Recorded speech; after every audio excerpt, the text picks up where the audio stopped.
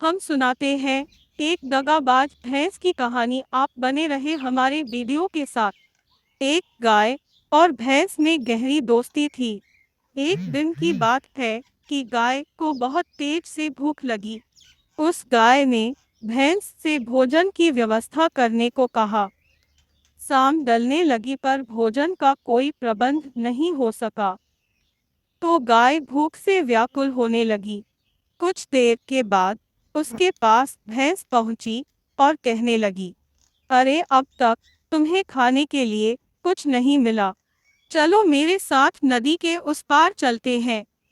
वहां पर काफी तादाद में हरी घास है। मगर गाय नदी के उस पार जाने में असमर्थ थी, क्योंकि नदी में काफी पानी भरा हुआ था। अतः वह चुप रही।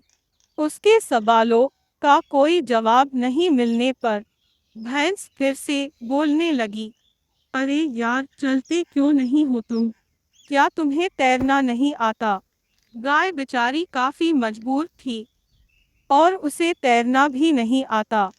उसने सपने में भी कभी नहीं सोचा था कि भैंस हमारे लिए भोजन का प्रबंध नहीं कर सकेगी। गाय को भूखा देखकर भैंस अंदर ही अंदर खुश हो रही थी।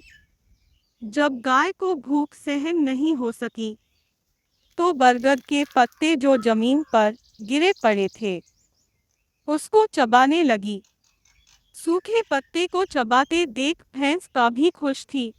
उधर भैंस नदी के पार जाकर भर पेट घास खाकर वापस लौट आई और गाय के पास पहुंचते ही जलती हुई भावना से कहने लगी, बहन, इस बरगद की सूखी पत्तियों में बहुत विटामिन होते हैं।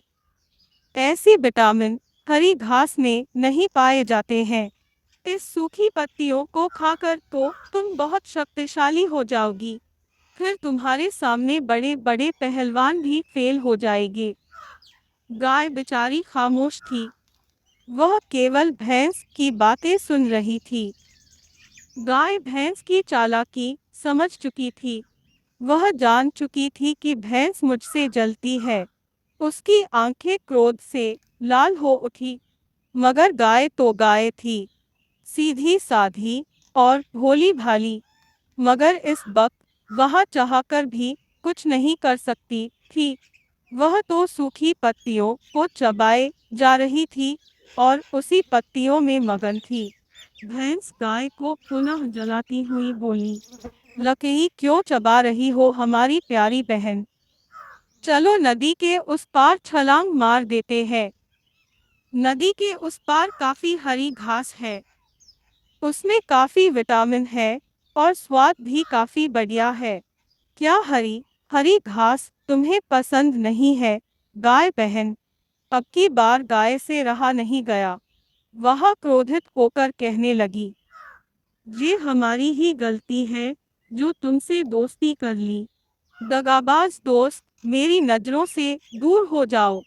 मैं तुम्हें देखना भी नहीं चाहती हूँ। किसी ने कहा भी है कि दोस्ती काफी सोच समझकर करनी चाहिए। दगाबाज भैंस, अब हमारी कहानी का समय समाप्त हुआ।